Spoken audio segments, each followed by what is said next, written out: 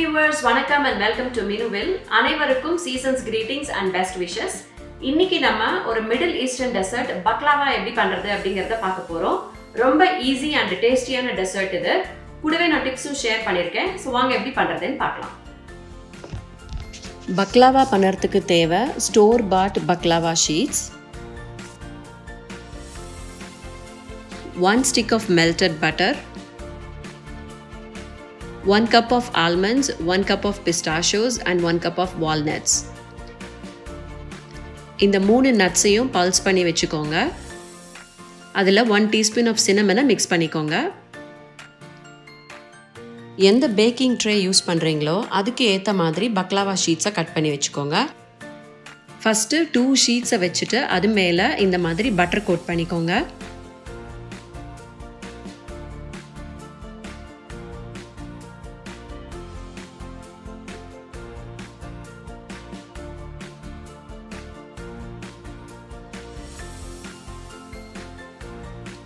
இப்போ அதுக்கு மேலே இன்னொரு 2 ஷீட்டை ஆட் பண்ணிவிட்டு அது மேலேயும் பட்டர் தடவிக்கோங்க.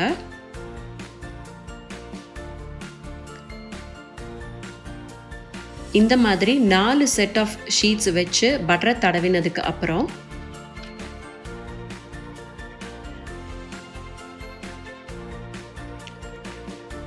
அதில் நம்ம பல்ஸ் பண்ணி வச்சிருக்கிற நட்ஸை ஆட் பண்ணிடுங்க.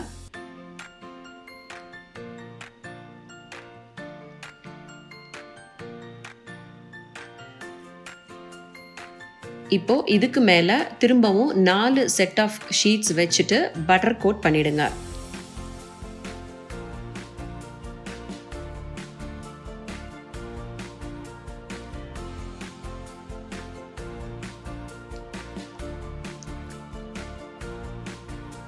தேவையான ஷேப்பில் இப்போ அந்த ஷீட்ஸை கட் பண்ணிவிட்டு அவனில் 350 degrees ஃபாரன்ஹைட்டில் கோல்டன் ப்ரௌன் ஆற வரைக்கும் பேக் பண்ணி எடுத்துக்கோங்க.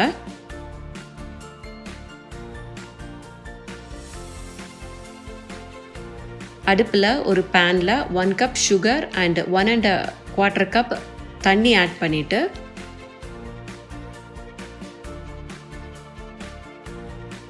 ரெண்டு சின்னமன் ஸ்டிக், 4 கிராம்பு and 1 tablespoon of lemon புழிஞ்சுக்கோங்க. ஒன்ஸ் சுகர் நல்லா கரைஞ்சி இந்த மாதிரி 8 நிமிஷம் கொதிச்சதும் அடுப்பை ஆஃப் பண்ணிவிட்டு 1/4 கப் ஹனியை ஆட் பண்ணி மிக்ஸ் பண்ணிடுங்க.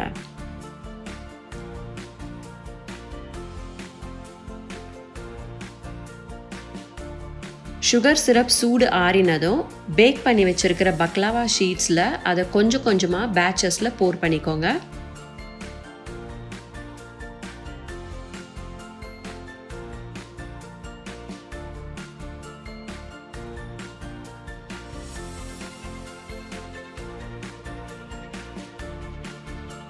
அதுக்கு மேலே நட்ஸ் தூவிட்டு சூடு ஆறினதும் நல்லா கவர் பண்ணி 4 to 6 hours ஊற விட்டுடுங்க.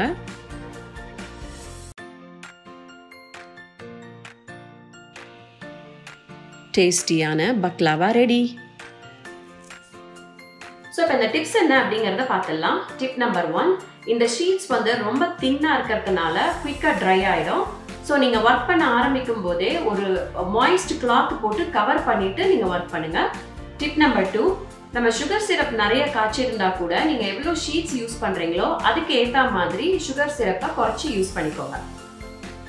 ஸோ நீங்களும் இந்த ஈஸியான ரெசிபியை ட்ரை பண்ணி பாருங்கள். எப்படி வந்ததுன்னு சொல்லுங்கள். மறக்காமல் இந்த வீடியோவை லைக் பண்ணுங்கள், ஷேர் பண்ணுங்கள் அண்ட் என்னோட சேனலுக்கு சப்ஸ்கிரைப் பண்ணுங்கள். நன்றி, வணக்கம்.